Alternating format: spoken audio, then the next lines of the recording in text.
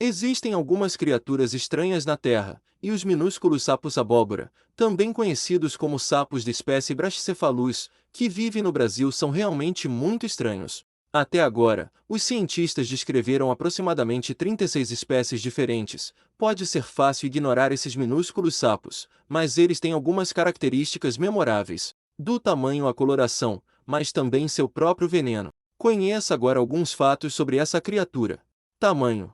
Os sapos de abóbora são minúsculos. Os sapos adultos crescem aproximadamente do tamanho de uma bolinha de M&M. Algumas espécies variam entre 10,8 a 14 milímetros, enquanto outras são gigantes, crescendo até 19,7 milímetros de comprimento. Seus ovos são ainda menores, com aproximadamente 5 milímetros de tamanho. Isso é menor que um grão de arroz. Este tamanho pequeno tem alguns prós e alguns contras. A maior vantagem é que isso os torna um alvo improvável para predadores. Eles se escondem entre folhas e troncos na Mata Atlântica, embora um único sapo tão pequeno assim, dificilmente seja um lanche para a maioria dos animais.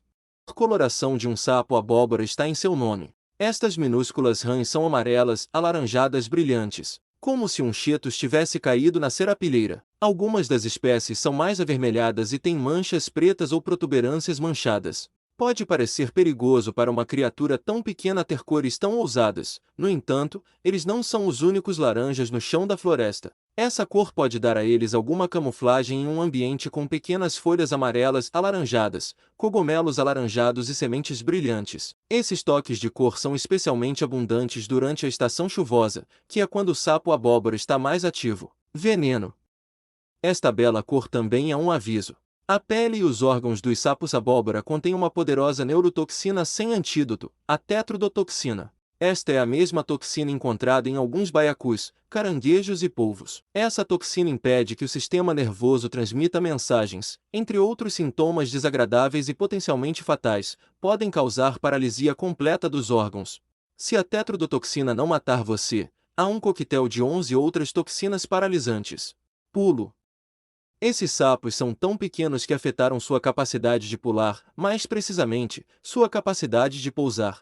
Os sapos-abóbora se lançam no ar, como qualquer outro sapo saltador faria, mas assim que estão no ar, eles congelam e caem de volta ao chão. É um dos saltos menos elegantes a serem testemunhados no mundo natural. Os sapos-abóbora são incapazes de julgar onde estão no espaço assim que saem do solo, o seu corpo fica rígido até que colidem com o chão. Isso se deve ao fato de suas orelhas serem muito pequenas para desenvolver adequadamente certas características, portanto, carecem de equilíbrio. Sem essas importantes estruturas do ouvido interno, eles confiam em sentir o chão. O salto ainda é eficaz em lançar as rãs para longe de qualquer perigo que tenham encontrado, mas as aterrissagens são casos violentos de cambalhotas. A audição.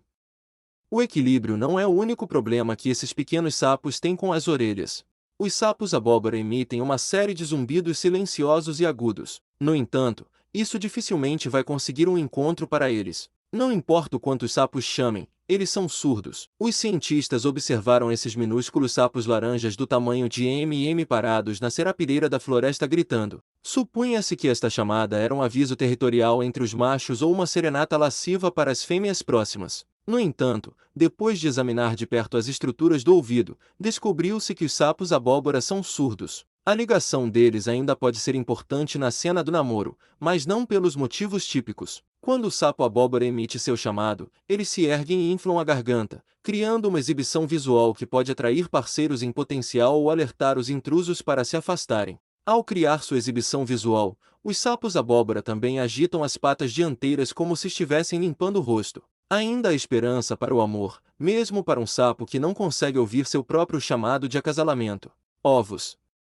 30 minutos após a conclusão do acasalamento, a fêmea está pronta para colocar seus ovos. No entanto, ela não se dirige a nenhum corpo de água. Sapos de abóbora colocam seus ovos na terra. O macho sai para encontrar sua próxima companheira enquanto a fêmea deposita seus ovos em um tronco ou folhagem no solo úmido da floresta. A época de reprodução ocorre durante a estação chuvosa do Brasil, o que evita que os ovos se queimem ou corram o risco de assar no sol quente. A fêmea camufla os ovos usando as patas traseiras para rolá-los na terra. O solo fica preso aos ovos conforme eles são rolados, tornando os pequenos aglomerados indistinguíveis do resto da terra. Não há tempo para despedidas chorosas porque assim que a fêmea termina de guardar os ovos, ela os abandona. Girinos. Ovos de sapo-abóbora levam 64 dias para eclodir. O que emerge desses ovos não são girinos viscosos e contorcidos. Em vez disso, os sapos-abóbora pulam completamente a fase de girino e emergem como mini-versões de um adulto. Eles normalmente eclodem em grupos de 5 e são independentes a partir do momento em que se libertam. Algumas rãs liberam substâncias químicas para escapar do ovo, mas o sapo-abóbora tem um dente de ovo que usa para sair. Embora pulem a fase de girino, os sapos-abóbora mantêm uma pequena cauda por um curto período de tempo após a eclosão. No final do dia, esses sapos minúsculos e fofos parecem desenhos animados perfeitos. No entanto, é como se um alienígena fizesse uma aproximação grosseira de um sapo. Eles não podem pular ou nadar, são surdos ao seu próprio chamado de acasalamento e ignoram a maior parte do ciclo de vida típico dos sapos ensinado nas escolas. Sapos de abóbora estão tentando entender o que significa ser um sapo. Você gostou de aprender um pouco sobre os sapos abóboras? Não esqueça de se inscrever no canal, deixar seu like e seu comentário. Fiquem com Deus, e até o próximo vídeo.